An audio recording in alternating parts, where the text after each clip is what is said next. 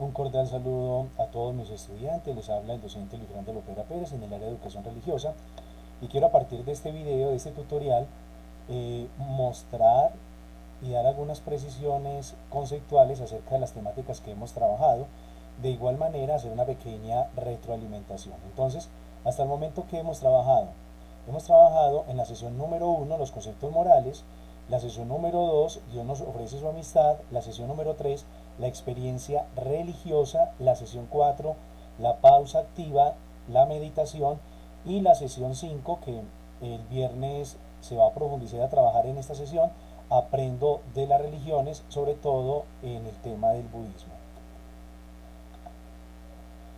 Entonces, ¿qué fue lo que trabajamos en la sesión número 1? Los conceptos morales. Aquí, ¿qué es lo más importante y lo que me interesa que el estudiante asimile?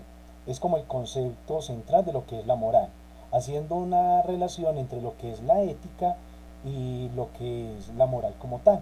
Entonces miremos este mapa conceptual que nos va a dar una idea muy concreta de esa diferencia entre lo que es ética y lo que es moral, porque muchas veces se confunden estos dos conceptos. Lo primero, ética y moral tiene una etimología. Cuando se habla de etimología se habla de la raíz de la palabra, de dónde proviene. Recordemos que nuestra lengua española viene de dos idiomas fundamentales, del griego y del latín. Estas dos palabras vienen de esos dos idiomas. Ética viene del griego ethos, que significa costumbre, hábitos y carácter. Y moral viene del latín more moralis, que significa costumbre y hábito. Mire que tiene casi la misma traducción de la raíz etimológica. Entonces, ¿cuál sería como la diferencia? Entonces, tengamos algo muy en cuenta.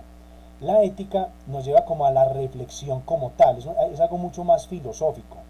Es preguntarnos qué es lo correcto, qué es lo que le conviene al ser humano y su relación con la sociedad. Es hablar como de esas costumbres y ese hábito y ese carácter que el ser humano debe poseer en la manera como debe de actuar. En cambio, la moral nos va a dar esas luces de las normas. Por eso se habla de tres elementos en la moral, que son las normas o códigos para aplicar esa ética. Entonces, en concreto, ética se refiere a la reflexión sobre lo que es correcto, sobre nuestro comportamiento. Y la moral nos va a decir qué reglas o qué tengo que hacer yo para aplicar esa ética. Entonces, por ejemplo, la ética es reflexionar sobre la vida por encima de todo. Y la moral nos va a decir un código frente a la vida, no matar. Entonces, considero que queda muy claro. La ética reflexiona y la moral nos dice cuáles son las normas para aplicar esa ética. Eso fue lo que vimos en los conceptos morales. Luego, en la sesión número 2, Dios nos ofrece su amistad. Recordemos que el tema divino, el tema trascendente, se utiliza mucho en todas las religiones. Sobre todo en el monoteísmo. Recordemos que monoteísmo significa un solo Dios. Las religiones monoteístas, el judaísmo, el cristianismo y el islamismo. En el judaísmo nos hablan de Yahvé, pero la relación con Yahvé es una relación de demasiado respeto, tanto que ellos no mencionaban el nombre de Dios, sino que lo llamaban Adonai por respeto al nombre de Yahvé. Recordemos que Yahvé traduce yo soy.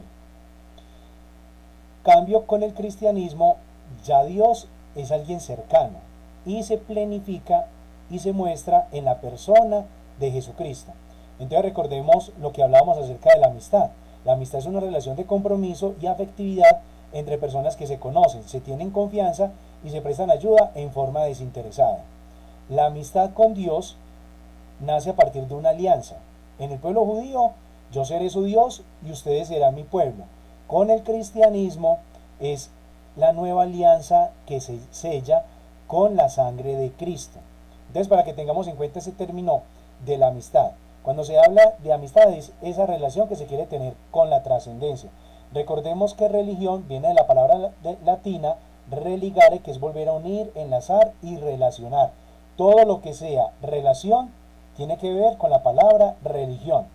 Entonces, cuando se habla de relación, necesariamente hay que hablar de una relación con la trascendencia. Para los judíos era una relación distante. Para los cristianos, una relación cercana.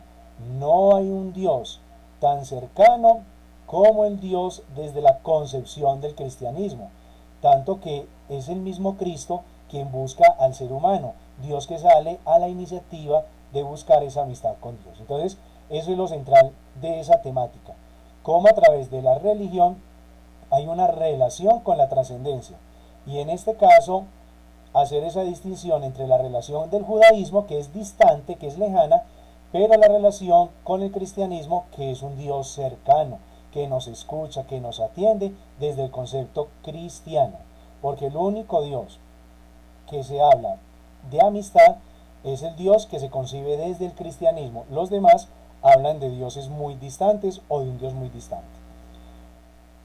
Tercera temática que se relaciona con las demás, la experiencia religiosa. Recordemos que la experiencia religiosa puede ser individual, pero también colectiva.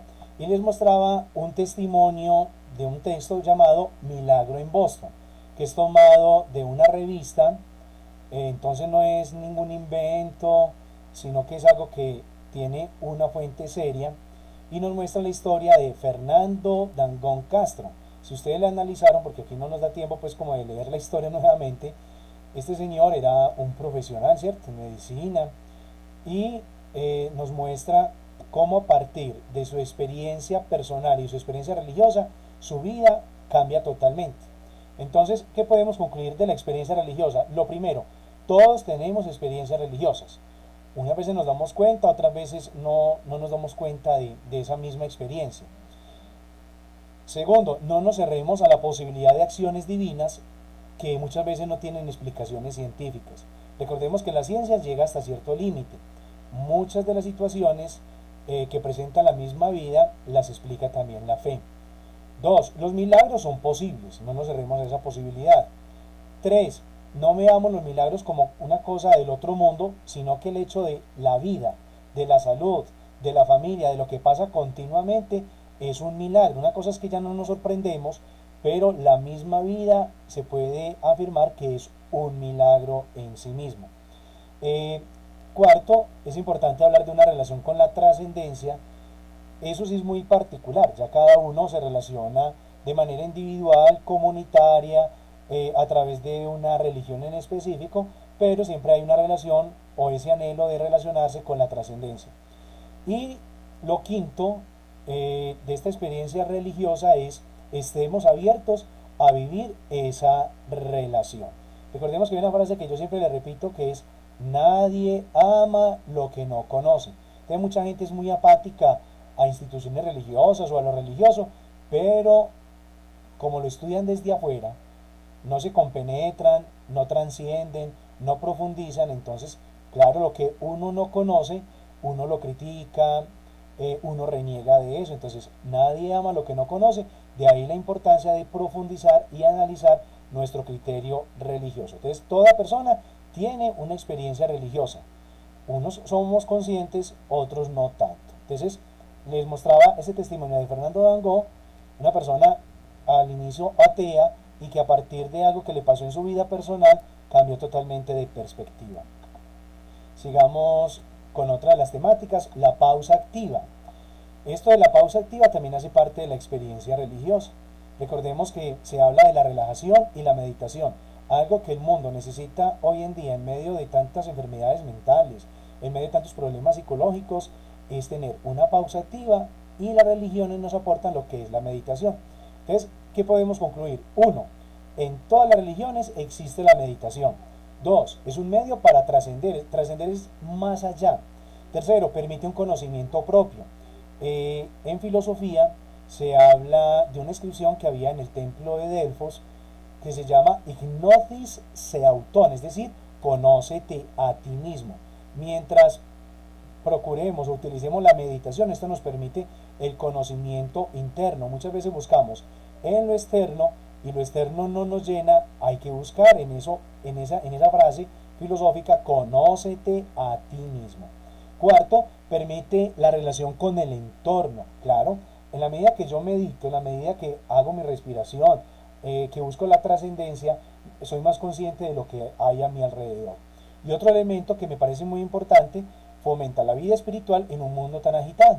Yo les había propuesto como 3 estrategias de meditación, no sé si conscientemente las harían, uno las propone, pero qué interesante que nosotros día a día sacáramos 15 minuticos a hacer meditación, a hacer relajación.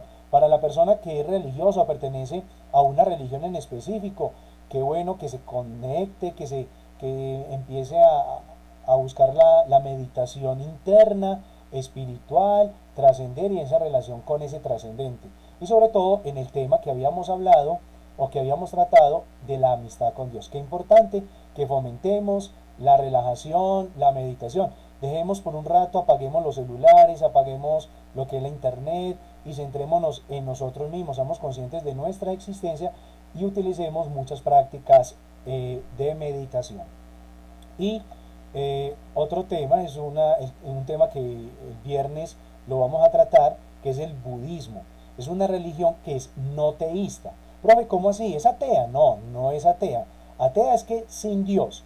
No teísta es no tiene dioses, pero sí creen en realidades espirituales. Es una religión que tiene gran influencia en Oriente. Y su gran fundador, Siddhartha Gautama, o el famoso Buda. Del budismo sí me interesa que aprendamos las 4 verdades nobles. El primero, el mundo es sufrimiento, este se deriva de los deseos humanos. 2, el apego es otra causa del sufrimiento. El ser humano no ha entendido lo ilusorio de la vida, o sea, lo pasajero de la vida. Tercera verdad de los budistas, el sufrimiento puede ser vencido. Y cuarta, la salvación se consigue por la vía de los 8 nobles principios. Entonces, yo los invito a que profundicen mucho en esta temática, porque prácticamente las clases que ustedes desarrollan solamente dan una cierta idea. Si nosotros aprendiéramos un poquitico más de las religiones, la práctica, nuestra praxis, la manera de actuar sería muy diferente. Y los invito a reflexionar sobre la religión budista, que no es atea, no creen en dioses, pero sí creen en realidades espirituales. Entonces los invito a que profundicemos, a que analicemos y espero que este video les haya servido para tener una idea, una pequeña retroalimentación y claridad de los conceptos fundamentales de todas las actividades.